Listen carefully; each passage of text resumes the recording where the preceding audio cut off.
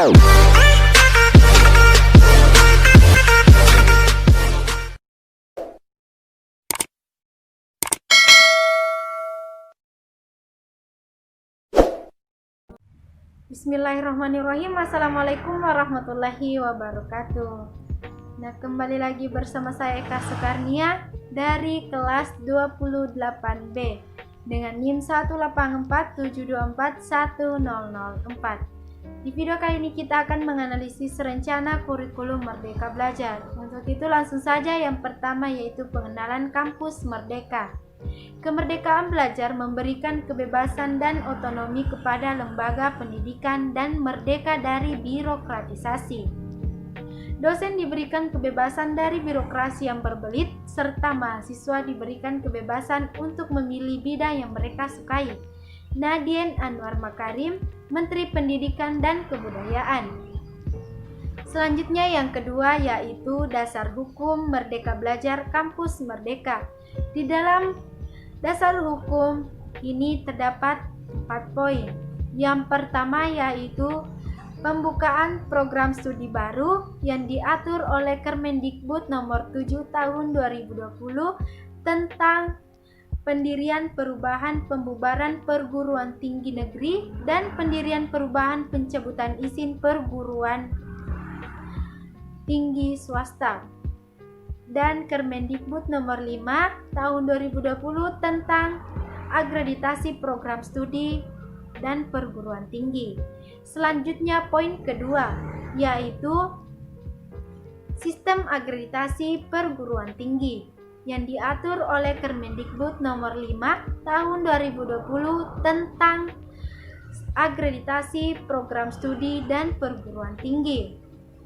Selanjutnya poin ketiga yaitu perguruan tinggi negeri badan hukum yang diatur oleh Kemendikbud nomor 4 tahun 2020 tentang perubahan perguruan tinggi menjadi perguruan tinggi negeri badan hukum, dan Kemendikbud nomor 6 tahun 2020 tentang penerimaan mahasiswa baru program sarjana perguruan tinggi negeri.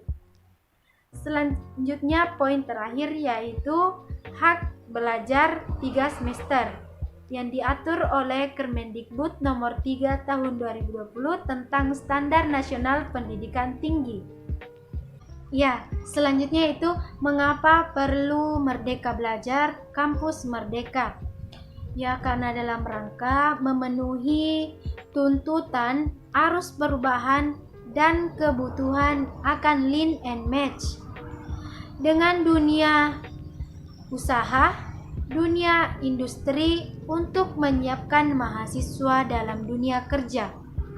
Perguruan tinggi dituntut untuk merancang dan melaksanakan proses pembelajaran yang inovatif agar mahasiswa dapat mencapai atau meraih pencapaian pembelajaran yang mencakup aspek sikap, pengetahuan, dan keterampilan secara optimal. Kebijakan Merdeka Belajar diharapkan dapat menjadi jawaban dari tuntutan tersebut.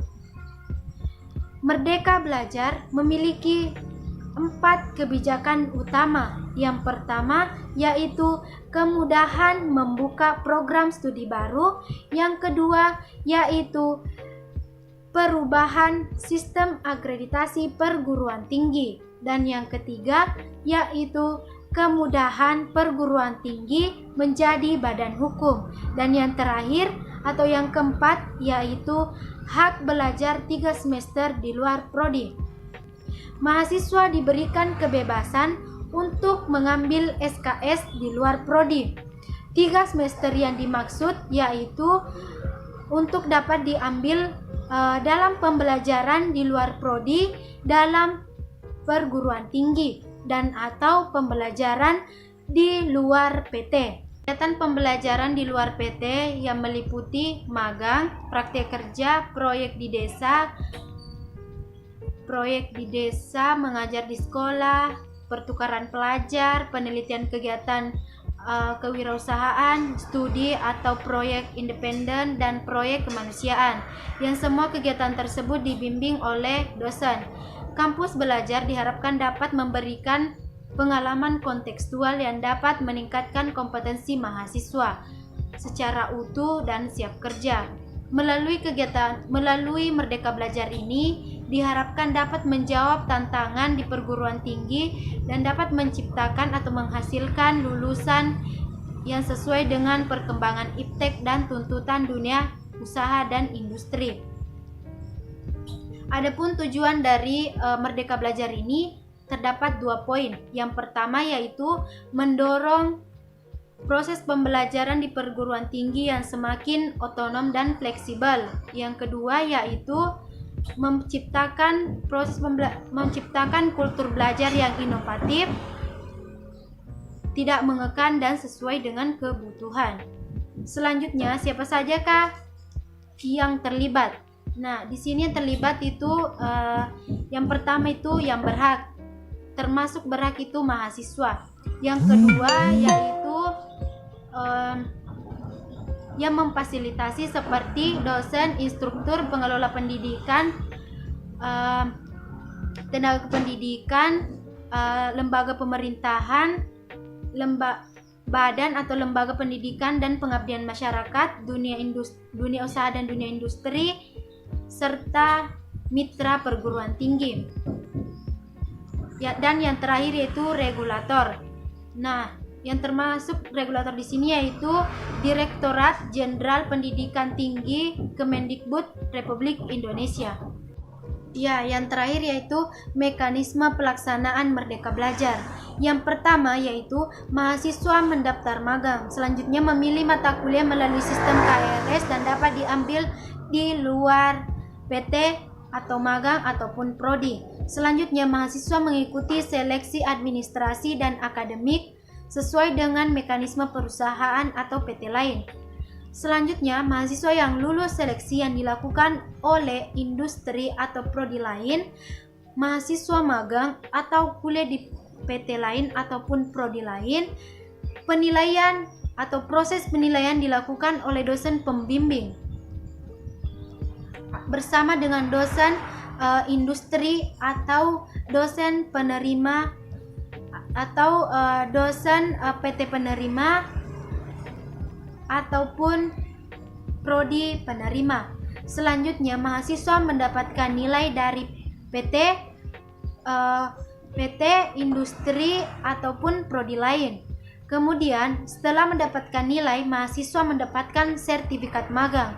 Setelah mendapatkan sertifikat magang, dilakukanlah konversi nilai dan penyetujuan SKS. Selanjutnya, nilai diinput dalam KHS. Kemudian, PT lain. Ya, yang terakhir yaitu mekanisme pelaksanaan Merdeka Belajar. Yang pertama yaitu mahasiswa mendaftar magang. Selanjutnya memilih mata kuliah melalui sistem KRS dan dapat diambil di luar PT atau magang ataupun prodi. Selanjutnya mahasiswa mengikuti seleksi administrasi dan akademik sesuai dengan mekanisme perusahaan atau PT lain.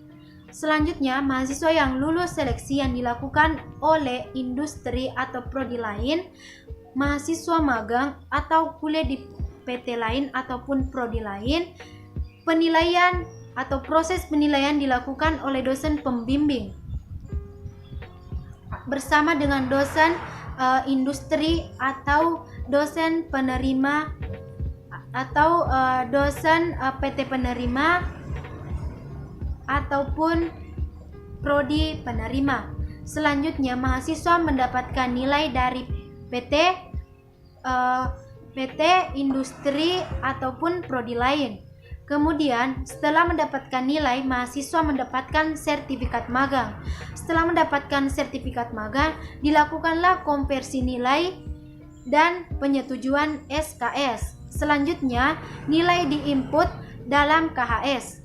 Kemudian PT lain atau PT asal, maksudnya PT asal melaporkan ke PDDikti atau Penanganan Data Pendidikan Tinggi. Nah, cukup sekian yang sempat saya sampaikan. Lebih dan kurangnya mohon dimaafkan. Wabillahi taufiq wal hidayah. Wassalamualaikum warahmatullahi wabarakatuh.